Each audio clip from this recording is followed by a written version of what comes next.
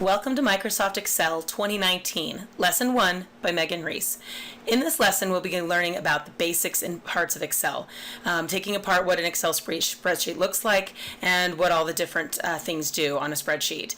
Because spreadsheets may be brand new to you, so we're going to be figuring that out. Also, we'll be doing some basic page setup, how to add your headers and footers and things like that, and finally some formatting. Quite a bit of formatting, changing colors, shrink text, all kinds of cool stuff like that. So when you pull up the document, when you pull up your lesson 1, it's going to look something like this. And I just want to explain a couple things about it because it might be a little unusual. You look at it going like, that's a train wreck. What is going on over here? So basically, this is where as you go through it and you learn each thing, you check the box to say, okay, I've got it. I did that. And it can be an I did that, but better, this is I understand. So notice this is I can. So this isn't just, oh, I did that section. Okay, because you'll notice when I go to that section, I have well, not that one, but I have check boxes in the instructions here that I did that. What this is, I understand that. I can name all the parts in Excel. I can rename sheets. Don't check the box unless at the very end of the lesson, because you don't check these off till the end, you can do that. You could literally open up a new file and just do it right then without any instruction or having to look at something. So at the very end of the lesson, if you get to a point where you're like, oh, change views, what is that? I'm not sure. Then refer back to this video, go find it in the table of contents and watch that section again and be like, oh yeah, okay, that's what changing view is. So that you're totally sure you know exactly what you're supposed to learn in each lesson. Okay. Now these sections are basically screenshots, but they're pretty cool because, like, for example, look at this part B. I'm going to go to part B over here, and let's say I change this whole thing and make it green. When I come over here, it's going to change it here. So anything that you do on these sheets, that as you do the assignments, it's going to show up. Okay, so when you print this, you can see that it's done. So it's the way the teacher can see it without having to print all these pages. Okay, so you only print this page. I have it set up so that when you print, it can only print the area I've asked you to print it, so it won't print anything else. Now these over here are just, they're the key basically. So when you're done, you can make this key a little bit bigger and put it side by side and look at it and be like, okay, did I get everything? Is it right? So it's a way to check your work and make sure that it's correct. It won't print, and unless you move it over here, it won't print. But it is there for you to help you see if you did all of them correctly. Okay, so that's how lesson 1 is set up. Not all of the lessons in the future will have boxes like this. It just kind of depends on how the lesson is set up. But for formatting, that's one of those things that makes it a little easier to see it. Okay, so we're going to go ahead and get started with lesson A. Now remember that this video that you're watching here, I am not going to take you through the lesson step by step. Okay, I'm not going to say, okay, it says here we should do this. This is how. I'm not going to do that. Okay, you need to find it yourself, but I am going to show you how to do each thing. So I'll go through and I'll show you how to rename sheets, how to add a header and footer, how to do sheet colors. I'll show you all this stuff, but not in the context of this assignment. Okay, so as you are doing the assignment and you get to lesson A and you're like, rename lesson A, do I know how to do that? If you know how to do it, then do it.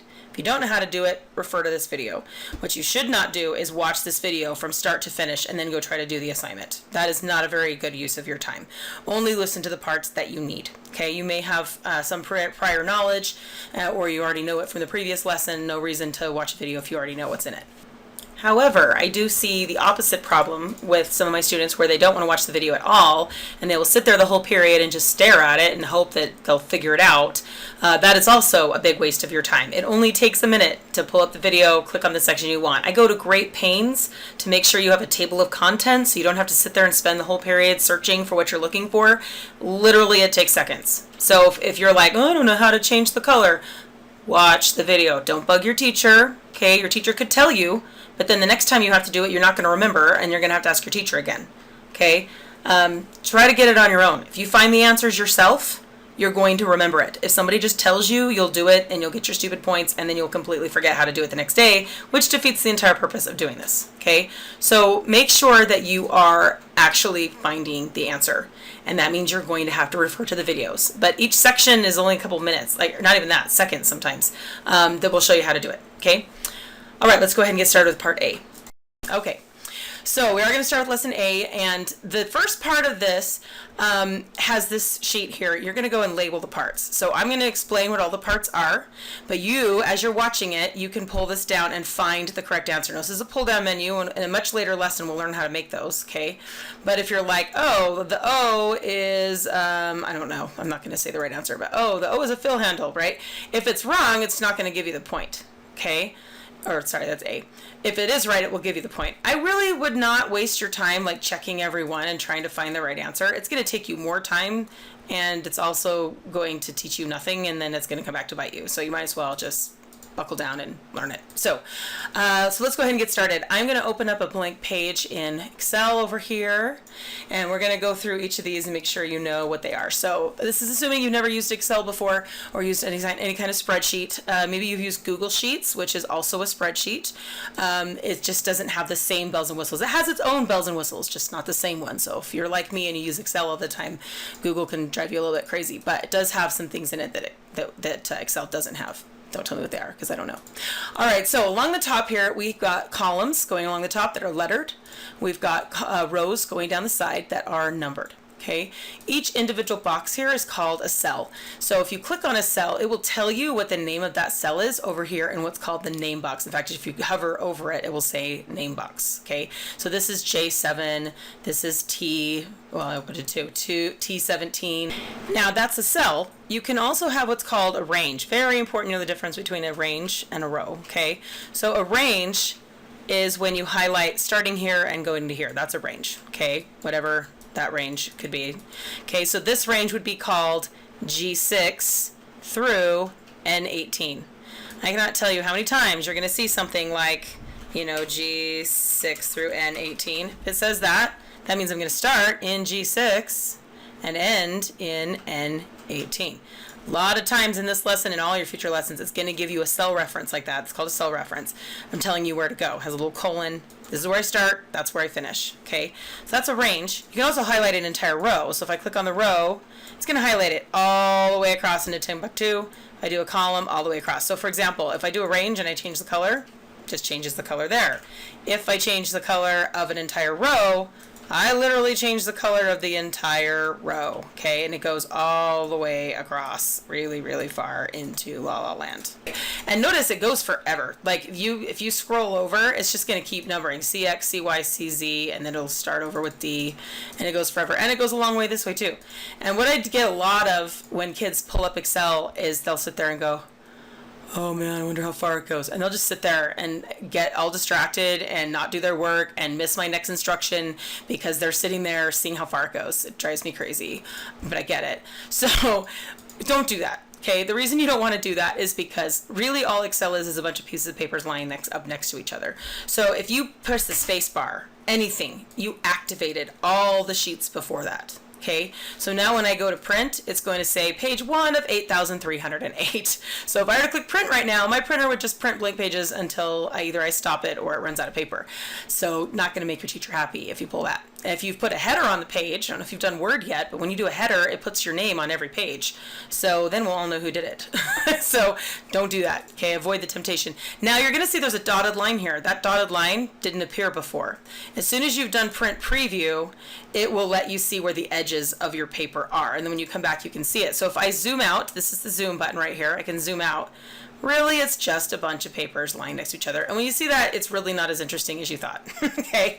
It's just really, really big. If you really want to know how far it goes, if that is just the most important thing in the world to you, click on this little corner button right here, and it will tell you. The answer is a lot, okay? That many rows by that many columns, it's a lot. So there's your answer. Now these are your scroll bars, and if I scroll up, I can get back to where I was. So if for some reason all of a sudden you're like, where did my assignment go?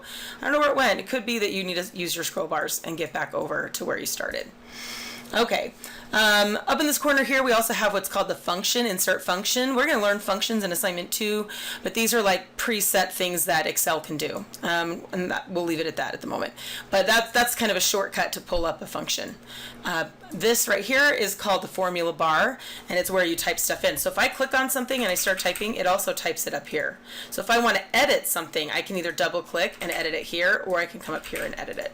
Okay, and what's cool about it is if you do like a math problem, say I do like 6 plus 8 or something. So it says 14 here, but the formula bar tells me the formula. Hence, that's why it's called a formula bar. So if you're doing a math problem, which if you're in Excel, you probably are. That's the best thing about Excel is it's just a giant calculator. You can see what the math problem was up here in the formula bar. Okay. When you click on a cell, it's called the active cell. And so the one that has the box around it is the active cell. This little corner right here is called a fill handle. So your cursor can look 3 different ways. You've got a white plus sign, which means you can click and drag. Let me type something in here so you can see what I'm talking about. So if I click on it and I drag, well, it's a white plus sign, it's going to let me select. That's my select tool, and most of the time that's the one you're going to use. If I put my cursor on the edge, it turns into a 4-sided arrow, which if you've ever used Word or PowerPoint, same thing.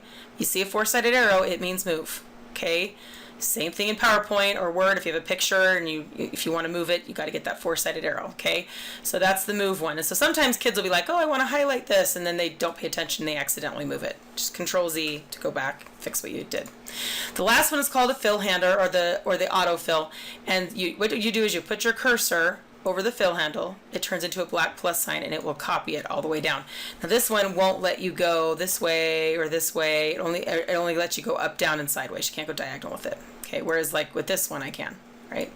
And we'll get into more detail about what autofill does in lesson 2, but it's pretty sweet. It's one of the coolest things about Excel.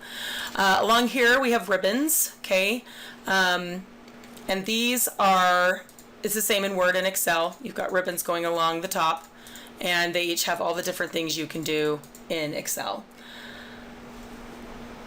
Down here we have sheets. Okay, so cool thing about Excel is that it's called a book. Like notice that a new blank one is called a book, and then you can basically add sheets, and you can have a lot of sheets in a book. Okay, like if you look at your assignment over here, okay, you have quite a few sheets right here. See, you've got your cover sheet and all these sheets, and you could have more if you wanted them. Notice there's a dot, dot, dot. That means there's more. I might want to put on the arrow so I can get to all of them, right?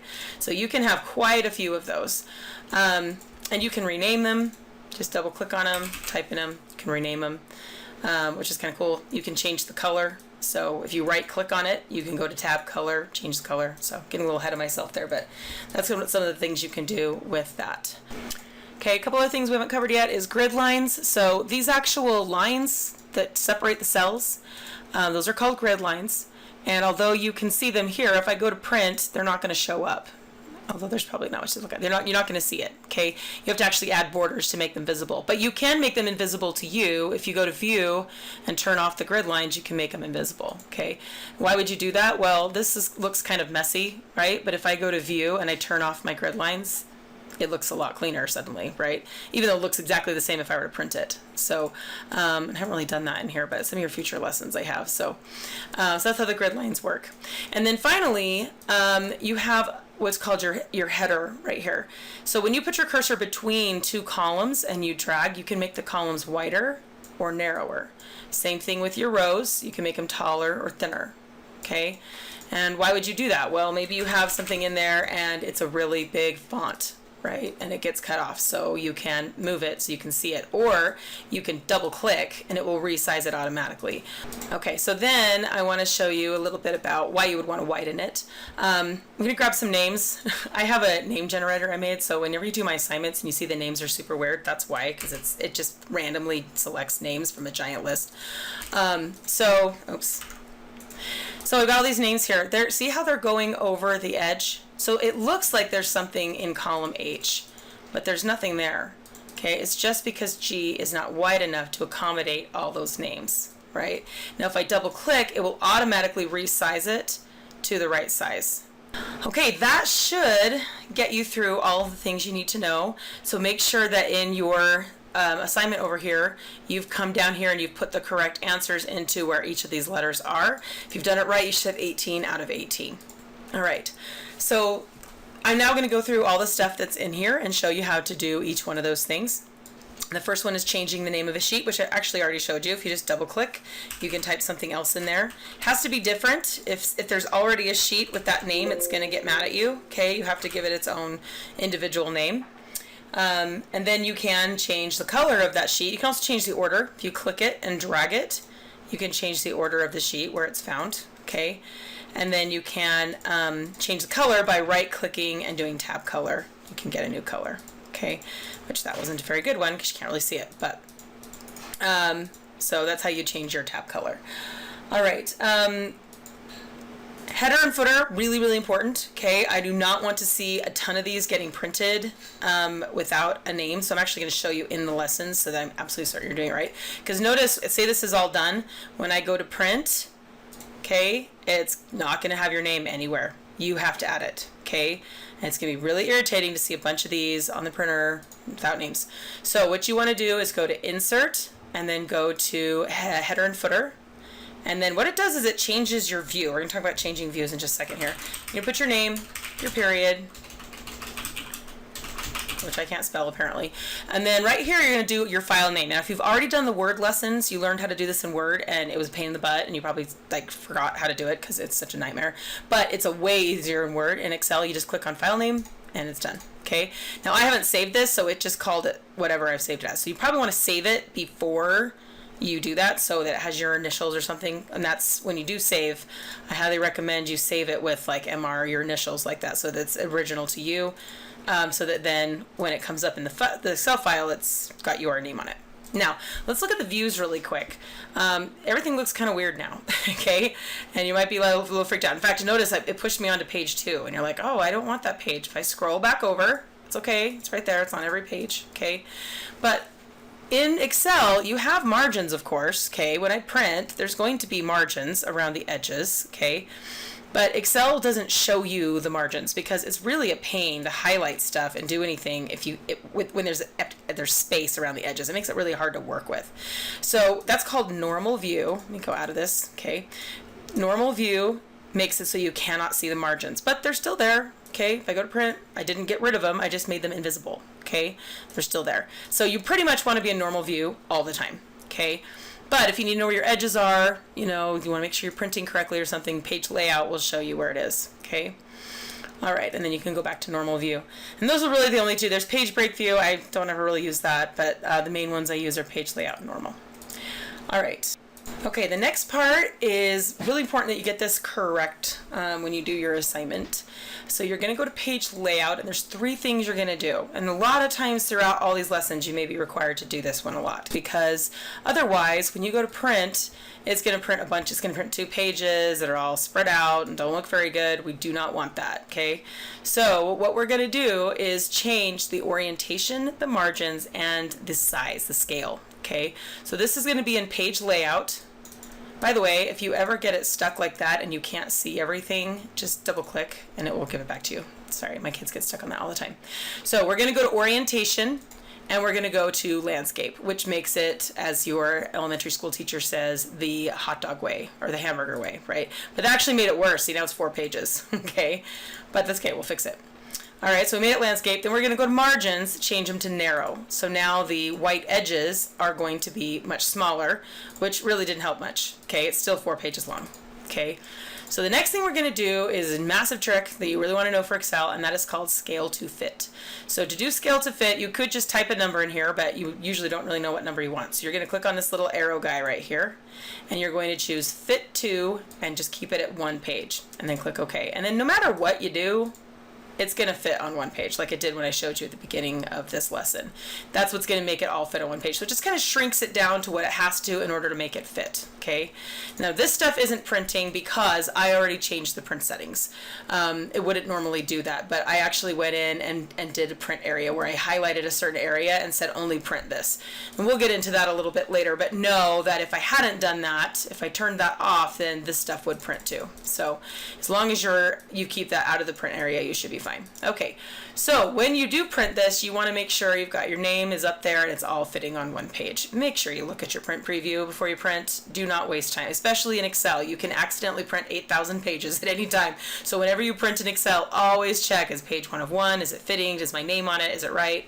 Before you waste paper and ink on an assignment that's not ready. All right, on to part B, which will hopefully be much shorter than part A. That was a bit long. For part B, this is all the stuff we're going to learn in part B. Okay, also in this sheet over here, it will show you all the stuff we're going to learn in part B. So I'm just going to go through each one relatively quickly and make sure you know how to do it. So let's start with just a regular blank page, merge and center, super important. It's going to give you a a range that you highlight, and then you click Merge and Center. Now, Merge and Center is the first thing I teach you because it is used all the time, okay? So if you have typing in there, say I have some typing in here, okay, and I highlight, drag across, and merge and center that, it's going to merge and center it. Notice there's an arrow. You could say I just want to merge across. I don't want it to go in the center. You know, you could do that. It's not part of the assignment, but know that you can do that. Google Sheets does that automatically. It drives me crazy. But alignment. So let's talk about alignment. So these are the different kinds of alignment up here. So you've got left, middle, and right. So if I click on something, I can put it on the left, I can put it in the middle, I can put it on the right. Okay. Middle align, however, it doesn't really apply in these ones because they're really skinny, but in this one, if I do middle align, it puts it in the center. Or I can put it at the top, bottom, middle line. So one of them does it going vertically and the other goes horizontally. Okay. Use middle align quite a bit. The next thing is copying and pasting. So generally, kids in school have learned this to an art by the time you hit 7th through 9th grade. But if you click on something, you do Control C, it's going to put what I call marching ants around that. Click somewhere else and it will paste it. Notice it pastes all the formatting, everything that went with it. Okay, so that's how you copy and paste. Sometimes that's going to save you a lot of time. Is if you've got something formatted the way you want and it's a repeat, just copy and paste it so you don't have to do it again. So wrapping the text, let's say I have a whole bunch of text in here. Oops. All in one line, and it's carrying over. And I don't necessarily want to widen the column because of whatever reason it doesn't work with my formatting. Okay, in fact, a great example of that is when you look over here in your directions. Okay, I used wrap text right here. So merge and center. See how I had it. I didn't want to make this wider, you know. So I just did wrap text right here, and you can see it's right there. It's turned on wrap text, right? So there's an example of me actually using it. So that means I would choose which section I want, and generally you merge it first, and then you wrap it. Or if I didn't merge it, then I would just do wrap text, and it would push it down like that. Okay, but if you're like, oh, I don't want it to widen the column or the row, I'm just going to do merge and center like that. Maybe double click to get it back to where it was. So, but that's how you wrap text. Okay, the next one is changing font. So if I have font, I can change the size. And you can pull this down. You can also type numbers in by hand. A lot of people don't realize you can do that. Or you can just use the minus and the plus, which is what I use almost exclusively. I'll hardly ever bother with choosing a size. This way you can just kind of eyeball it. You can change the color right here with this little A with the color underneath it. You can pick a different color. Notice you can go to more colors and pick any color that you want. You can also shade the background.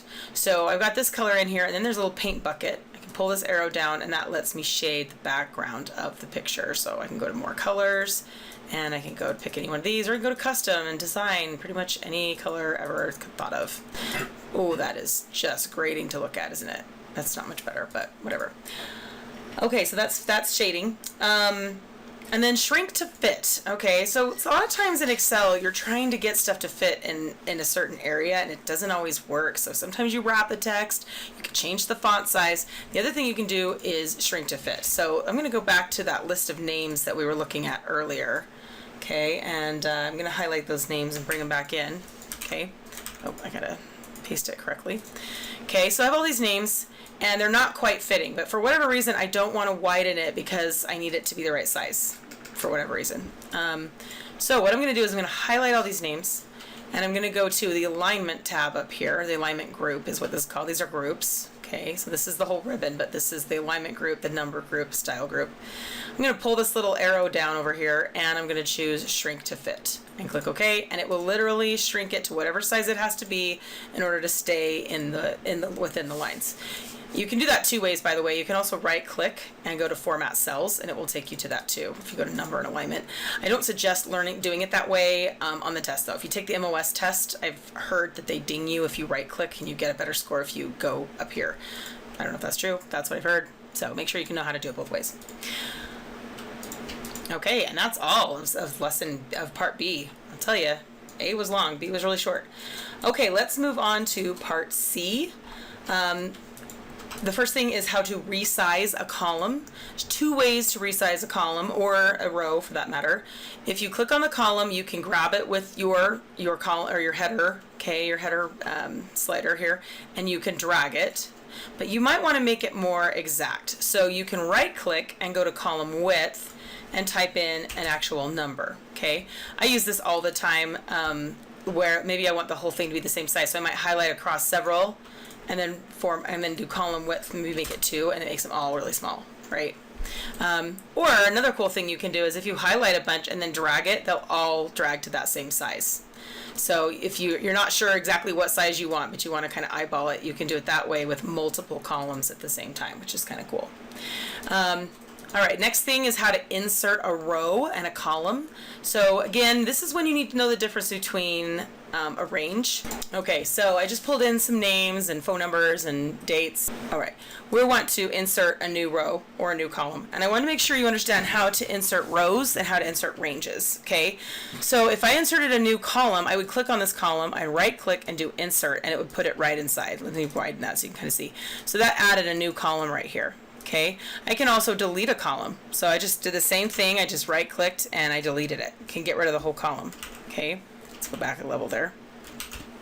Same thing with rows. I can delete a whole row if I want, or I can insert a row. And what's kind of cool is if you highlight a bunch of rows and you insert them, it will insert that many extra rows in between, if that's what you are trying to do. What I also want to show you is deleting a range. So if I'm like, oh, I actually want to move everything down, so I could highlight like a section of it and I can literally move it down like this, right? So I can do that. Or if I delete it, it's going to say, well, what do you want me to do? Do you want me to shift things? How do you want me to shift the information? So if I do that, it will shift all the cells. So it knows kind of what I want. So again, if I deleted this one, and then, or say I delete this, and it's like, okay, what do you want me to do with everything? Do you want to shift the cells left? Do you want to shift them up? Like, how do you want to do that? And I usually want to shift them left so they all come over, right? So that's if you just want to do ranges. So just I throw that in there. All right, removing formatting is really useful. Let's say I've got a whole bunch of formatting on this and I want to get rid of it. You just highlight it, you come into clear. You could clear all, which will just delete everything, which sometimes is what you want to do, or you can do delete the formats. So just gets rid of all the formatting. And then your lessons, there's a whole section that has like a weird format that you have to delete. Okay, but notice it also deleted this format. So this was formatted like a date. And when I did that, I lost my date formats. So sometimes it can work against you. Okay, so text orientation means that I highlight it. I come over here to orientation. This little AB that's like sideways. And I can say, oh, I want it to be angled like that. Or I want it to be vertical like that. I never ever use that one. I use this one all the time though. That one looks kind of cool. And then I'd want to like merge it, right? I'm going to center it so you can kind of see it looks better. Okay, so, or you might want to do something right here where you're like, you know, the Eagles or something. And then I'm going to take my thing and I'm going to rotate it, maybe center it. Okay, maybe resize it. You know, it can look pretty cool. The next thing is borders. So I'm actually going to switch this over to this one so I can show you a little issue we have with borders. But borders, remember that when you print this, you're not going to see the lines. They're not going to show up. You have to add them. Okay, so I can highlight what I want the borders to be, and then I come over here. This is my borders button. I'm going to pull down the arrow, and I have lots of options in here. So I can do all borders, which will just make it all outlined. And if I go to print, then now I can see my outline.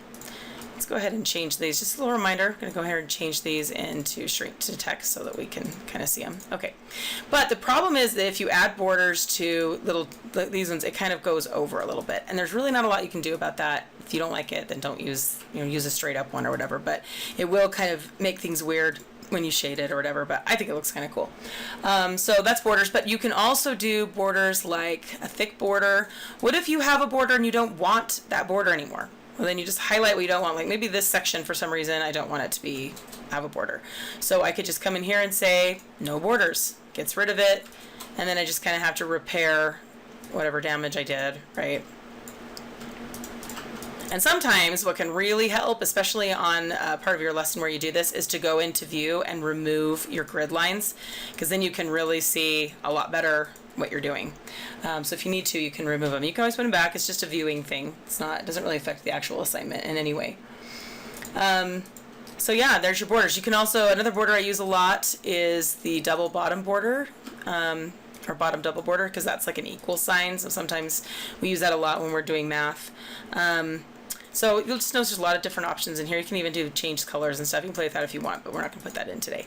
Okay, for part D, we're going to talk about currency formatting. So I've just got some different numbers typed in here so we can format them. So if I wanted it to be currency, I would highlight it. You don't need to type in a $sign when you do currency. Don't type in $signs. Just click on it and click on the top $sign up here, which turns it into currency. You can also come up here and do currency or accounting. It's whichever look you like better. Personally, I like the accounting look better. I like having the $signs all line up. But you know, they're both fine. This one is a percentage. Now notice if I have 0.23, it's going to come out beautifully as 23%. But if I have a whole number in there, it's going to do a really big percent. So if that ever happens, you need to change it to 0.21, 0.35, 0.32. So when you were in math class and you said to your teacher, when will I ever need to know this? Now you know. This is why you need to know how to move a decimal point. You'll be using that a lot. Okay, this one is dates. Now notice I can pull down menus up here. So I can right click and go to format cells, which is how I always did it for years. But it's actually probably a lot quicker to do it up here. So if it's up here, grab it. If it's not, you can do more. So I could do a short date, which is what it's set to. I could do a long date, which actually spells it out. Or if neither one of those are great for me, I can go to more numbers formats, and I have a whole bunch of different ways I can type in dates. Okay, so generally I will do either this one or this one. Okay, I like this one because then it makes them all equal and they look nice and even and just nice and pretty. Okay, I'm going to insert a new column here and do text. So text is when you have like a weird, okay, I'll just do the same one that's in your assignment. Like say I have the group period 2, group 1. Okay, that's what that means. My second period, my first group. When I press enter, Excel will automatically think you're talking about a date. And you're like, that's not what I wanted. I didn't mean a date. So what I do is I come up here and I change it to text. And it will just, that's the date in text form. But now I can type 2-1 and it accepts it. The next one is numbers, or phone numbers. And this is called special. So it's probably not going to be in here. So you need to go to more number formats and go to special. And it's already coded in there, so phone number. And it will automatically format it like a phone number, which is really nice. And what's cool about it is that if I've done the blank ones that nobody's typed into yet, but I know I'm going to do it, then when I come in here and I type in my number, sorry, I did one extra, it will automatically put that formatting in, and I don't have to like type in the parentheses and all of that, and all the dashes and all that crap. Okay, this is the social security number, kind of the same thing. These are random numbers or nobody's actual social security number that I know of. You're gonna go to number and special, and we're gonna do a social security number. That pulls it across like that. So there's quite a lot of times when you have to go in and set the formatting correctly. There's also a time in here where you can set the time. So let's do that one. So if I have a time, sorry, let me pull that in. The one that I usually use, it depends if you're talking about time of day or you're talking about minutes. So there's kind of a difference. So you're saying, oh, it's 1:30 p.m. This one is if I'm talking about minutes, and that it was, 0 hours and 2 minutes and 34 seconds, right?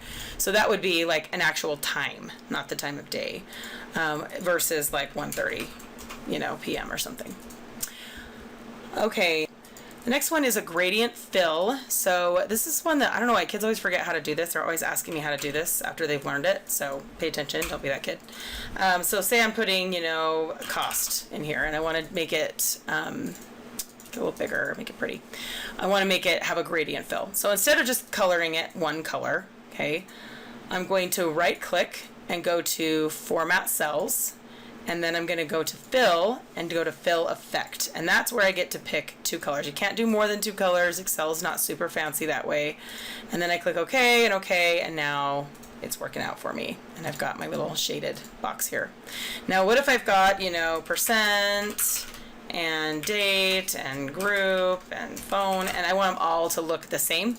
I can just click on this and do Format Painter, click, Format Painter, click, and I can actually click it, or you can double click the Format Painter and just keep going. Okay, if you double click the Format Painter, oops, on the wrong one. Let me go back. So if I double click on it, I can just keep clicking and then I turn it off. So it's just kind of up to you how you want to work that, okay? So format painting, what it does is it's basically copy and paste, but it copies the formatting instead of the words. Okay, so and notice that when I push it, it stays pushed in, and then when I click somewhere else, it's done. And then I got to dip my brush and do it again, unless of course I choose to do the double click option. Just FYI, I took the MOS test recently, and in both Word and Excel, they tested on Format Painter. So make sure you know that one, because it's definitely going to be one that they're going to ask you to know. Okay, so we did do, I'm going to delete this because that's obnoxious. We learned about how to copy and paste. I can just copy this and paste it somewhere else, right? But I also want to know how to cut and paste. So cutting is Control X, okay? Or you can do cut, and then when you come somewhere else and you paste it, it actually moves it, okay? You can do that way where you cut it, or you can just click it and drag it somewhere else. But it might be that you want to put it on like a different sheet, right? So in that case, you'd want to do the cut and paste, Control X and Control V to paste. Or if it's on the same page, you can drag it. On your assignment, the way it's set up, you can do either one. You could drag it, or you could just cut and paste, whichever works for you. Okay, that is part D, and that concludes this lesson. You now have your application. I'm not going to walk you through the application. It is your job to figure that out from what you've learned in all the previous video. So good luck on your application and on your assignment, and we will see you in lesson 2. Thanks for joining me.